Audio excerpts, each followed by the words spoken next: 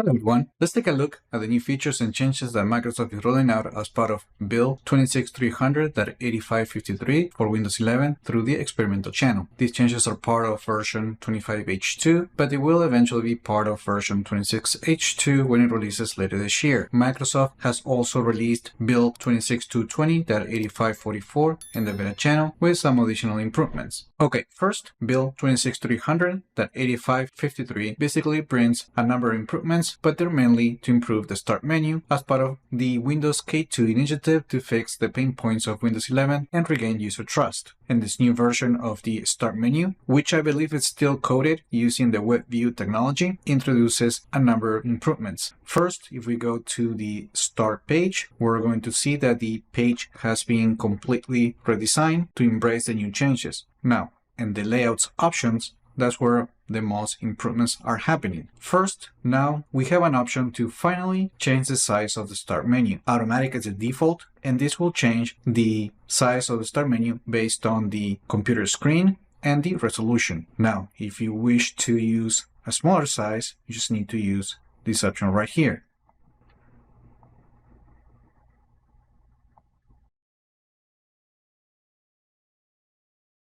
Now, the large option is basically the default size.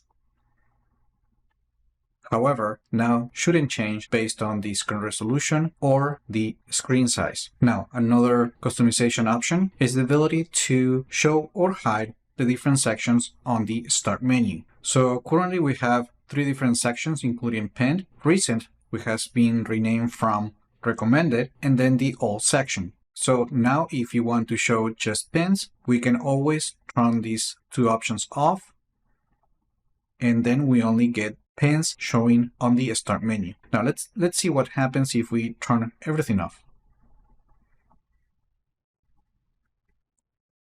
Now it is important to note that inside of recent, we can actually choose what to show in that section. Now if you only want to show recent files, we can select the Show Recent and suggest the Files option, as you can see right here. Now, if you want to only show recent apps, you just need to choose this option. I haven't installed any apps recently, so that's why nothing is showing up. And if we choose to show the All section, we also have an option to show the most used apps. Now, if you want, you can also show only the All Apps section. And let's say that we want to show only recent files. We can also do that. I'm not sure about you, but I do see a lot of people that are going to be using only the pin section. And finally, to improve privacy, Microsoft is also adding a new option, which is this one right here, that allows you to hide your name and profile picture from the start menu.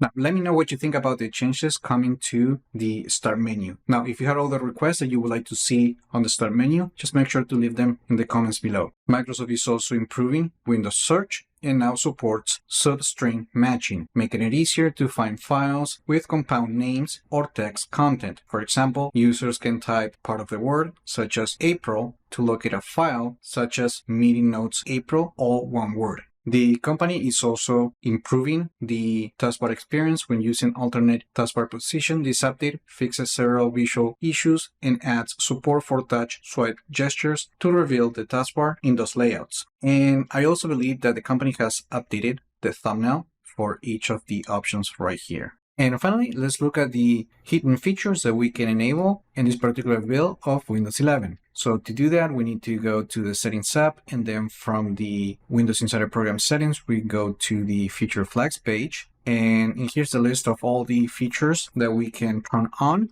However, the list is pretty much the same as the last preview. I think the only option missing is the one that enables the narrator braille display settings without downloading any optional features. Now, in my particular case, I always force enable all the features after installing a new preview build, and the default is usually the override option, which allows the system to control whether that particular feature is enabled or disabled on your computer automatically. Once you enable the feature, just click the restart button and you should have access to that particular feature that you enabled. And that's it. Those are pretty much the biggest changes that we're going to see on Windows 11, build 26300.8553, and the experimental channel. Let me know in the comments what you think about all these changes. Like the video, share it, subscribe to the channel if you haven't done that yet, and I just hope this video was informative for you, and I would like to thank you for viewing.